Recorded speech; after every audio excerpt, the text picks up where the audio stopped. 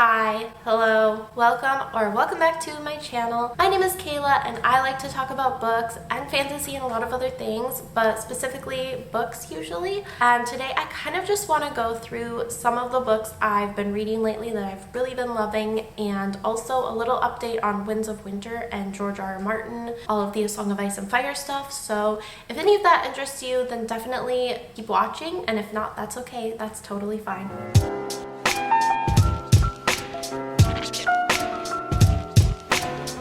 Okay, so first up, I want to talk about some of the books that I've been reading the past few weeks that I've just been really into. And then I will also go into a little Winds of Winter update. I'll probably put a timestamp down below because I'm sure some people honestly just want to skip to the Winds of Winter stuff. Totally fine. But I do want to talk about just kind of a little reading update, some books I've been like really vibing lately, because I'm not gonna lie, I have read 2 books in the last 2 weeks that have absolutely touched my heart and touched my soul. So let's talk about them. The first book is Station 11 by Emily St. John Mandel, and if you watched my last TBR video, yeah, for April, this was like #1 on my list and I finished it so quickly. I actually just filmed literally like 5 minutes ago a dedicated review, so I'm not going to get into it too much, but wow, exceeded my expectations. I know that there have been some mixed thoughts, feelings, reviews on this. Some people love it, some people were not so keen on it. I think what I've kind of deduced is that giving it a post-apocalyptic sci-fi label, while like technically accurate, has kind of done this book a disservice, because it is definitely not what you expect when you expect like a post-apocalyptic like action-y novel. It doesn't really go into a lot of the whys and it doesn't go into a lot of the whys of the pandemic. It's really about how it affects people and like emotional reactions, human relationships, and how those all relate to it. So it's a little bit like literary fiction, kind of sci-fi, post-apocalyptic, like it's emotional and character driven. So I personally loved it. You can all keep your eyes out. I'm not sure when I'm gonna post the full review, probably in like a week or something. So if you want my full thoughts on it, go to that. But other than that, yeah, I really liked it. It's already probably poised to be one of my favorite books of the year. I'm pretty certain of that because I really loved it. It was a 5-star for sure for me. The next book I want to talk about that I've just been reading is The Remains of the Day by Kazuo Ishiguro. And this one is, I'm probably not going to be doing a dedicated review on it, so I'm going to just talk about it a little bit here and some of the notes I've taken down. This was on my March TBR, and it feels like an essential read in a lot of ways. First, the themes it deals with feel so like human and in a lot of ways I think universal, like universally human emotions. Regret, time slipping away, and viewing memories through a new lens, maybe like sometimes a clear or more distorted lens. Ishiguro captures all of these feelings so beautifully and in such a way that I can honestly like feel them when I read it. Because they're so universal and I think everybody experiences these, I can just absolutely feel them through the book and feel them through his writing.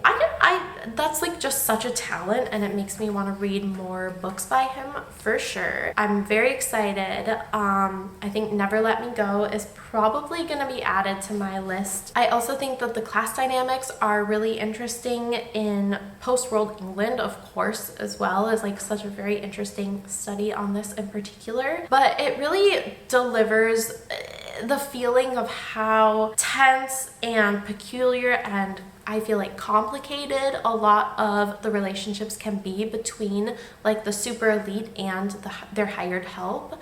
I think that this captures that pretty well, and it captures it of course from the perspective of the butler. All in all, honestly, just already feels like it will be one of my favorite reads of the year, or at least one of my most impactful, and will definitely become something that I start to recommend to people pretty regularly, because it just, I don't know, it's just an experience. It's just kind of an emotional like little journey, and it's not that long, and it's not like really hard to read or get through or anything like that. I'll just sum it up by just saying it just touched me. It just like touched something in my heart and in my brain and in my my person. That doesn't always happen. Even sometimes you can read a book that you think is really good, but it doesn't like touch your heart. And this like just boop, touched my heart. So I would definitely recommend it. I'm gonna give it 5 stars just because it touched my heart and gave it like a little hug and a little dance. It's just a really good book. I'll probably talk about it a lot more. But yeah, in particular, I think that especially the interactions between Stevens, the main character, the butler, and his father are really, like I said, they're touching, they're a little bit heart-wrenching. It's just a story worth reading. That's all I'll say. And I'm excited to read more by this author. The other thing that I really want to discuss in this video is, of course, the news from George R.R. Martin regarding The Winds of Winter and his other news that he's been dropping. He's dropping another book later this year. Honestly, I'm sure that most, if not at least many, fans of the books have already heard all of this news, and it's not really that new anymore. I'm a little bit late to it, but I just still think it's worth talking about because he gives like 2 updates. He gave one update initially where he was like, yeah, I've been working on Winds of Winter, but everyone's bugging me and I have all these other projects.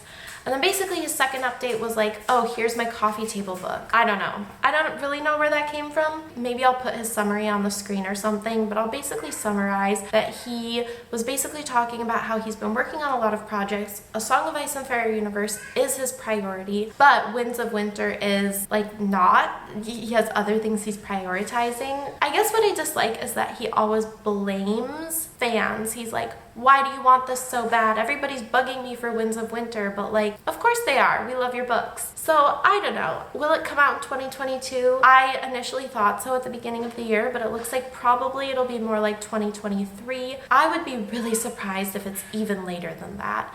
And here's why. I was looking at a lot of the projects he's listing and sort of like this coffee table book that he just was talking about releasing. He actually has very little to do on those projects. Like this coffee table book is illustrations by artists who are not George R.R. Martin. So like, I mean, I'm not really sure how much of his time these are taking up, so I'm guessing that he still is getting decent work in on his writing projects that are more important. So I know a lot of people like saw that list of projects and things he's working on and thought, oh my god, we're never getting Winds of Winter. And I understand that feeling, but I actually think that a lot of these projects are more his in name.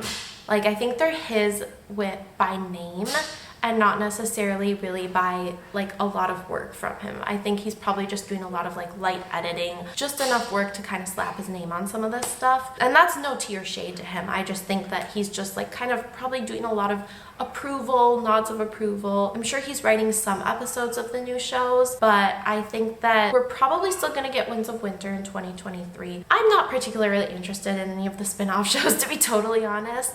I'm more just like here for the books. So I really want Winds of Winter. If more Dunk and Egg comes along, like I wouldn't be mad at it. Like I would definitely still read it. So it's definitely disheartening to hear him complain about people wanting the next volume because like we're fans and we like your work. That's why people are really wanting it. It's been promised and everybody loves it. So it's a little bit disheartening to hear him basically like complain about that. Like, why do you all love my writing so much? But I do think it's still not probably that far off or that far away. That's just my 2 cents. I could be totally wrong and it could honestly be like another 5-6 years, so who knows. It'll probably never get finished, so I've kind of accepted at this point that like if Winds of Winter ever comes, A Dream of Spring most certainly will not, but that's okay because Wheel of Time wasn't finished by Robert Jordan, so maybe somebody else could be up to the task. And that's basically going to be it for this video today. Just kind of a little update. Let me know below what your thoughts are on like the Winds of Winter news. I know it's still like quite a few weeks old at this point, but yeah, let me know. I'd definitely be interested to talk about it. And also let me know if any of you have read The Remains of the Day because this book is just like, wow. Yeah, anyway, let me know what your thoughts are. Thank you so much for watching. Like, subscribe, all that good stuff. I will see you